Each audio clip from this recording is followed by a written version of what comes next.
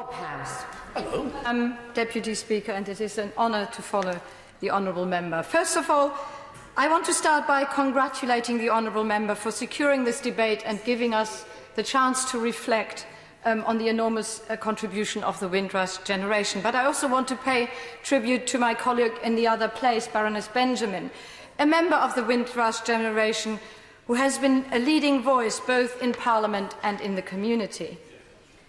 The treatment of the Windrush generation is a stain in our society, and I repeat what the Honourable Member has just said. Our hearts reach out to those who have been subject to a terrible injustice, those who have been separated from family, refused the right to return home, denied health care, or lost a job as a result of serious failings of the Home Office. There is no question that these people deserve to be called British citizens and to be British citizens, and to question their identity and legitimacy was callous. I believe, Mr. Deputy Speaker, that at the heart of the Windrush scandal is a much deeper malaise, and that is this country's current uneasy relationship to immigration, and a Tory government that has gone all out on the hostile environment. But interestingly, in what the government believed to be a popular response to the concerns of our non-immigrant communities, they got it completely wrong. The immediate response from the public when they heard about the plight of the Windrush generation was that of compassion and outrage. This is a tolerant and open Britain that we live in, that we need to foster and that we need to protect. Today, people across the country are sincerely and deeply mourning the loss of the 72 people who lost their lives in the Grenfell tragedy, many of whom were not born in this country. People respond to people as soon as we make a connection. It is a dehumanization of immigration that has made this such a subject that is so toxic. Yes, I give way. I just say to the Honourable Lady this, that in as much as we can gauge what different groups of the population feel about EU migration and open borders that we've endured with the European Union, the evidence suggests that minority communities here, Black and Asian Britons, feel just as strongly about that as white Britons. They don't take a more, as she puts it, liberal, and I always use that term pejoratively, view about this than any other Britons. They're proud to be here, and they understand that we have to have borders. I thank him for his contribution, but the point that I'm making is that we can always, in the abstract, turn about immigration, but as soon as we actually talk about people, people then very quickly change their attitudes. When during my many discussions I had, actually, and still have about the benefits or otherwise, and I thank him for bringing this subject up, about the benefits of leaving the EU or not, people only ever talk about the need to curb immigration in the abstract. As soon as you mention a neighbour or a friend who is an immigrant, the tone immediately changes and totally changes. I'm an immigrant.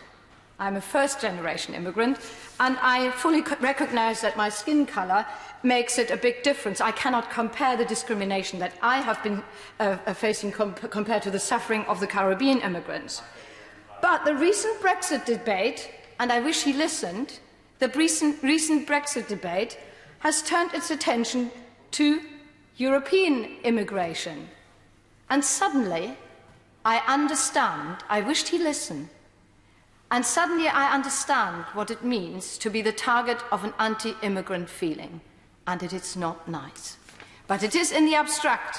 And I will say, I have never faced open hostility in the 30 years that I have lived here, only twice in a political debate. It is only ever when it's talked to in the abstract. And I believe it's the responsibility of politicians like us to encourage the inclusive and tolerant attitudes of our citizens. It is irresponsible politicians who steer and undermine the cohesion of our communities, including the newcomers from the European Union against, let's say, a black or minority community. We must foster cohesion and not do the opposite. And we should not blame immigration for rising inequalities, job insecurity, poor availability of housing, or poor public services. The Windrush generation fell foul of quite a lot of these feelings of malaise and anti-immigration feelings. And but they were not the first to suffer from it. Only if the government now completely changes its attitude to immigration, stresses the huge benefit of our immigrant populations, their hard work, their contribution and their loyalty to this our country, can we make amends, and will the Windrush generation feel fully vindicated. On the 70th anniversary of Windrush, the government must guarantee that every member of the Windrush generation will receive the support they need to claim their rightful citizenship and to live in their rightful home. The same must apply for all those who have fallen victim to discrimination. Commonwealth citizens, Kenyans, Australians, Indians, Pakistanis, we've heard about those today as well. People who have established their lives here and have put their trust into the UK government to protect them. That includes European immigrants as well.